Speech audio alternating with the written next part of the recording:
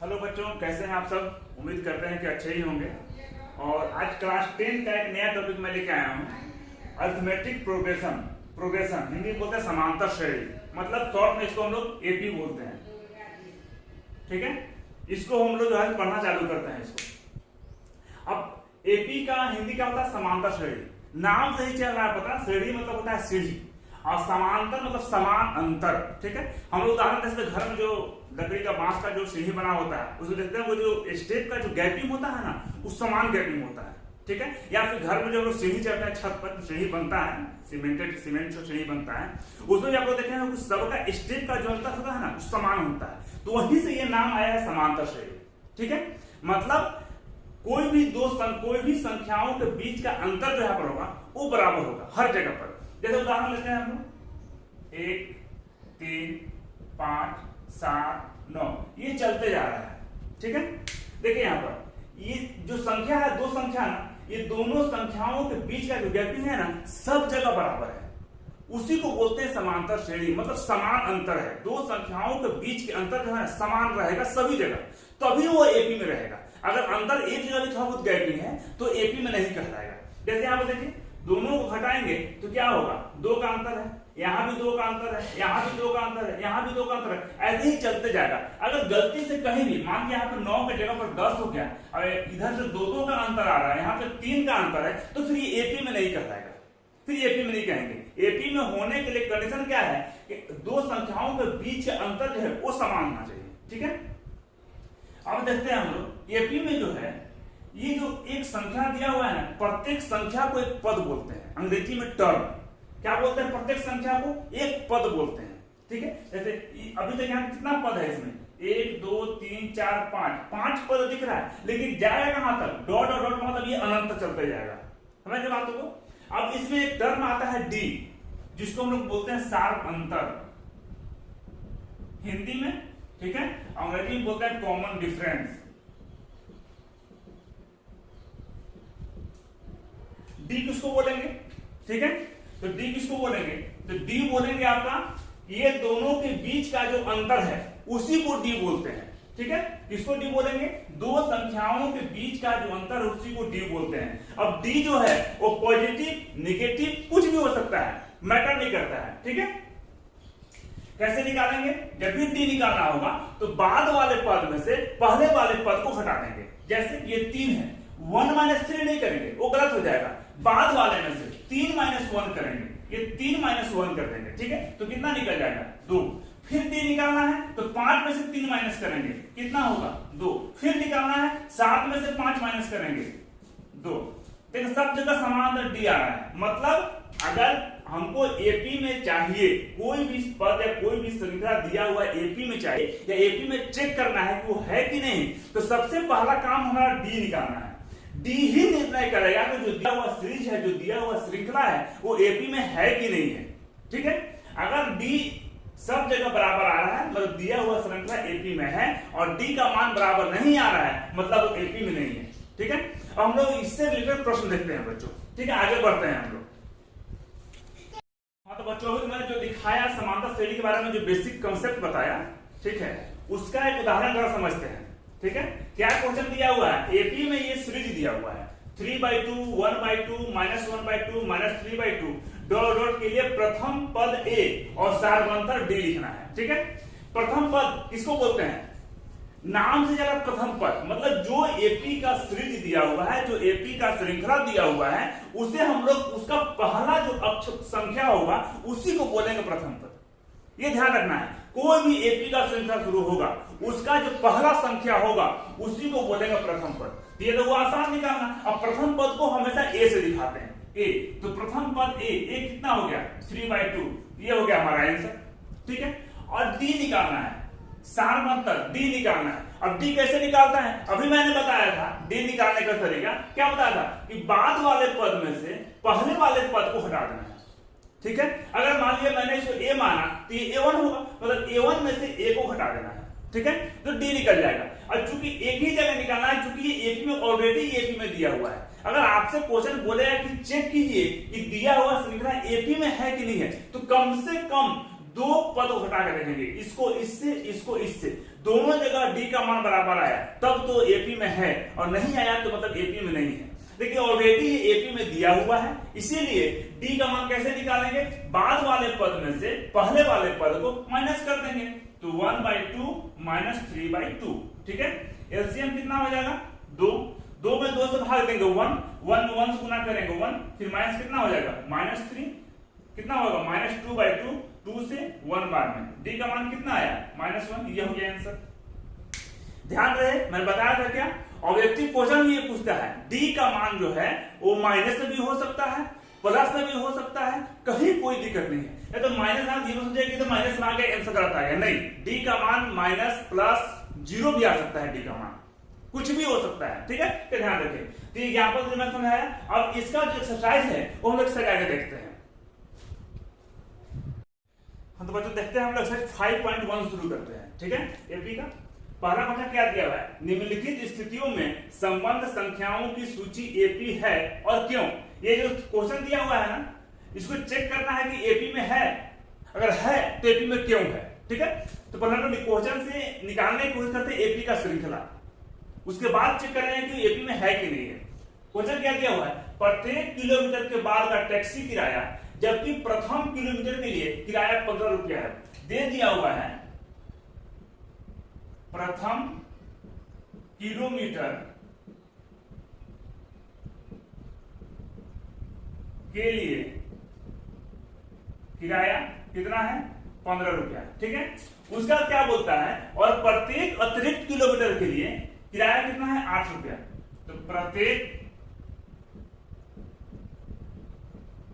अतिरिक्त किलोमीटर के लिए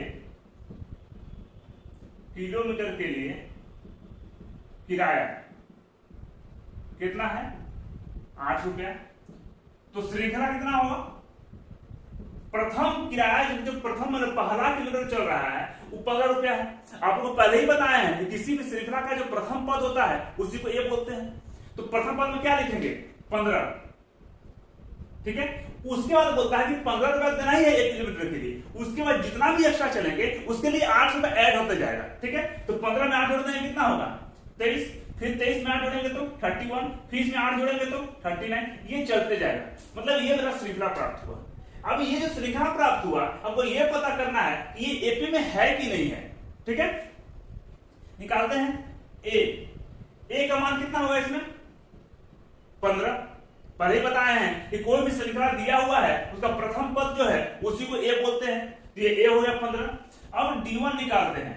D1 लिखने का मतलब ये होगा कि D1 2 को 3 को मान निकाल कर देखेंगे, एक से पता नहीं चलेगा। D1 कैसे निकालते हैं, कॉमन डिफरेंस, बाद के पद में से पहले वाले पद को माइनस कर देते हैं, तो 23 माइनस 15 कितना हो गया 8, ठीक है। एक बार और निकाल के देखते हैं, 31 माइनस 23 करेंगे तो क्या होगा 8। देखिए यहां भी आ गया, इसको भी चेक कर लेते हैं, D3 निकाल के 39 माइनस 31 कितना होगा 8। देखिए जो भी हम D का मान निकाल रहे हैं उस सब जो कॉमन डिफरेंस 8 8 8 आ रहा है, ठीक है। तो आपसे ये पूछा है कि एपी में है, अगर एपी में है तो क्यों, कारण बताना है। तो कारण वो क्या बताएंगे कि सभी जगह, कारण क्या लिखेंगे, सभी जगह D का मान बराबर है, इसलिए दिया हुआ श्रृंखला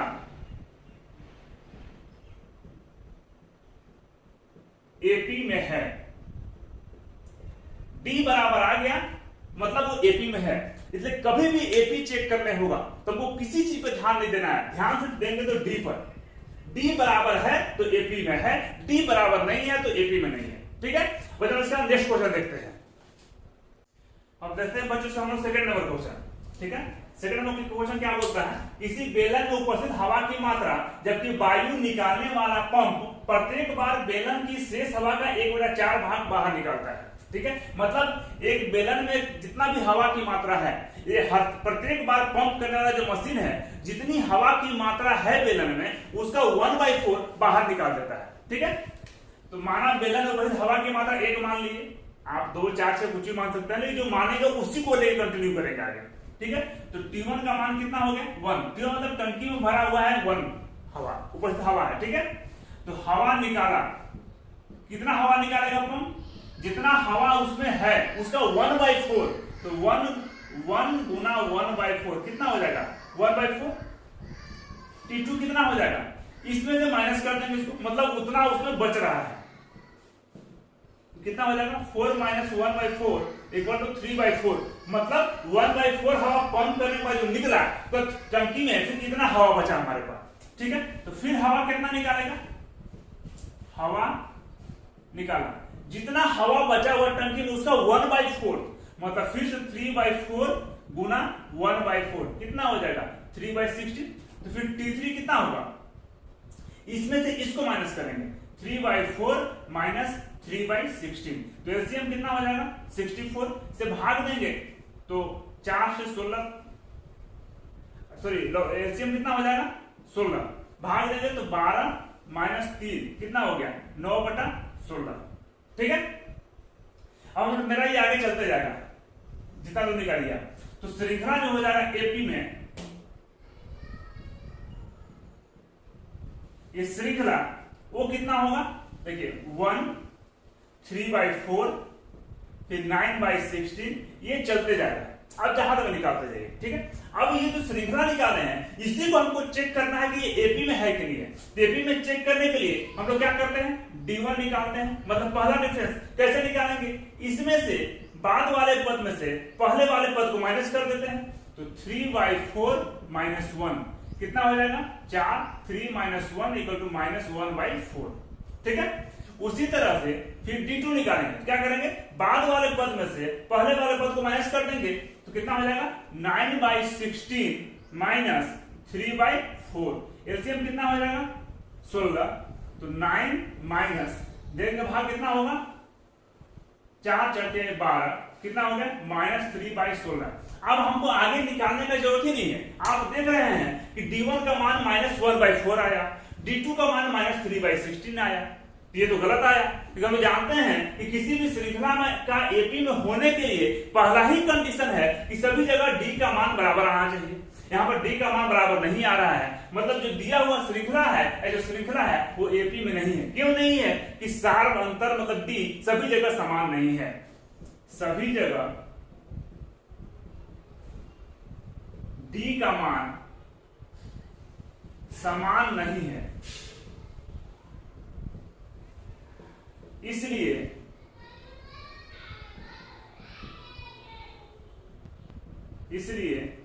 श्रृंखला एपी में नहीं है, ठीक है। ये हमारा आंसर हो गया, ठीक है। तो नोट कीजिए, हम लोग बढ़ते हैं अगले प्रश्न की ओर। देखते हैं बच्चों के साथ थर्ड नंबर क्वेश्चन क्या बोलता है, प्रत्येक मीटर की खुदाई के बाद एक कुआं खोदने में आई लागत, जबकि प्रथम मीटर खुदाई की लागत 150 रुपया है और बाद में जितना प्रत्येक मीटर खोदते जाएगा उसका लागत 50 रुपया है, ठीक है। तो प्रथम मीटर खुदाई की लागत कितना है 150 रुपया, ठीक है। उसके बाद दूसरे मीटर खुदाई की लागत क्या बोलता है, बाद में हर बार 50 रुपये बढ़ते जाएगा, ठीक है। तो 150 + 50 कितना हो गया 200 रुपया, ठीक है। उसी तरह से तीसरे मीटर खुदाई की लागत कितना होगा 200 + 50 बराबर 250 रुपया, ठीक है। ये हो गया आंसर। अब इसका श्रृंखला क्या होगा, इसका श्रृंखला क्या होगा, देखिए 150, 200, 250, ये चलते जाएगा। अब ये जो श्रृंखला निकला है इसको चेक करना है कि एपी में है कि नहीं है, ठीक है। चेक करते हैं इसका, ए का मान कितना हो गया 150, फिर D1 निकालते हैं तो बाद वाले में से पहले वाले पद को माइनस कर देते हैं, तो 200 - 150 बराबर कितना हो गया 50। D2 बराबर कितना हो गया 250 - 200 बराबर 50, मतलब दोनों जगह डी का मान सेम आया, मतलब ये जो दिया हुआ श्रृंखला है ये एपी में है। तो क्या कारण लिखेंगे कि डी का मान सभी जगह समान है, इसलिए दिया हुआ श्रृंखला एपी में है। ठीक है, ये हमारा हो गया आंसर। अब इसका बढ़ता प्रश्न इसका बचा है लास्ट क्वेश्चन। हम लोग देखते हैं बच्चों इसका लास्ट क्वेश्चन। ठीक है, क्या बोलता है, खाते में प्रत्येक वर्ष का मिश्रधन जबकि 10,000 रुपया की राशि 8% की वार्षिक दर से चक्रवृद्धि ब्याज पे जमा की जाती है। ठीक है, प्रथम वर्ष की राशि कितना है, पहला साल दिया हुआ 10,000 रुपया है, 10,000 रुपया दिया हुआ है। तो दूसरे वर्ष का चक्रवृद्धि ब्याज कितना हो जाएगा, चक्रवृद्धि ब्याज कितना हो जाएगा, हम लोग पढ़े हैं फॉर्मूला, मूलधन जो प्रथम राशि दिया हुआ है इसको मूलधन बोलते हैं, तो मूलधन गुना दर, दर कितना हुआ है 8, और दूसरे वर्ष के लिए और समय कितना है 1/100। जब इसको हल करेंगे तो कितना हो गया 800 रुपया। ठीक है, तब दूसरे वर्ष का राशि कितना हो जाएगा, दूसरे वर्ष की राशि कितना हो जाएगा, इस 10,000 में इस ब्याज को जोड़ देंगे, 10,000 में इस ब्याज को जोड़ देंगे तो कितना हो जाएगा 10,800। यही मिश्रधन हुआ। मिश्रधन निकालने का फॉर्मूला ही होता है मूलधन प्लस ब्याज। ये मूलधन था, दूसरे वर्ष का ब्याज निकाले 800 रुपया, इसमें जोड़ दिए, ये हो गया मिश्रधन 10,800 रुपया। उसी तरह से तीसरे वर्ष का चक्रवृद्धि ब्याज निकालते हैं, तीसरे वर्ष का चक्रवृद्धि ब्याज फॉर्मूला वही रहेगा। अब तीसरे वर्ष के लिए जो मूलधन है, जो मिश्रधन है, वो मूलधन का काम करेगा। ठीक है, तो मूलधन कितना हो जाएगा 10,800, रेट वही है 8, टाइम वही है 1 साल के लिए, अब बट्टा में 100, इसको काट दिए, अब मल्टीप्लाई करेंगे कितना हुआ 864 रुपया। ठीक है, तो उसी तरह से तीसरे वर्ष की राशि कितनी हो जाएगी, तीसरे वर्ष की राशि कितनी हो जाएगी, ये जो मिश्रधन था ये मूलधन हो गया, इसमें फिर इस ब्याज को जोड़ देंगे 10,800 प्लस 864, ऐड करने में कितना होगा 4, 6, 8, 16 के 6, 11, 664 रुपया। ठीक है, तो श्रृंखला क्या हो जाएगा 10,000, फिर कितना आया था 10,800, फिर कितना आया था 11,664, ये चलते जाएगा। अब आपको देखने से ही चल रहा है पता कि यहां पर डी कभी बराबर आएगा ही नहीं, क्योंकि हर साल जो ब्याज की राशि है वो अलग अलग आई है, और जब ब्याज की राशि अलग अलग आई है तो हर साल मूलधन भी अलग अलग आएगा। अब इससे इसको माइनस करेंगे तो 800 का अंतर है, इससे इसको माइनस करेंगे तो 864 रुपए का अंतर है, अंतर अलग है। ये देखने से लगा कि डी सब जगह समान नहीं है, और जब डी समान नहीं है तो ये एपी जो है तो श्रृंखला जो है एपी में नहीं है, सभी जगह डी समान नहीं है, इसलिए श्रृंखला एपी में नहीं है। ठीक है, ये हमारा हो गया आंसर। और जो पहला का जो 4 नंबर क्वेश्चन था एपी में निकालने के लिए फिर चेक करने के लिए, वो मेरा कंप्लीट हो गया। अब इसका आगे क्वेश्चन जो है हम लोग नेक्स्ट वीडियो में देखेंगे। ठीक है, तब तक इसको खुद से रिवीजन करें और हमारे चैनल को लाइक, सब्सक्राइब और कमेंट जरूर करें। धन्यवाद बच्चों।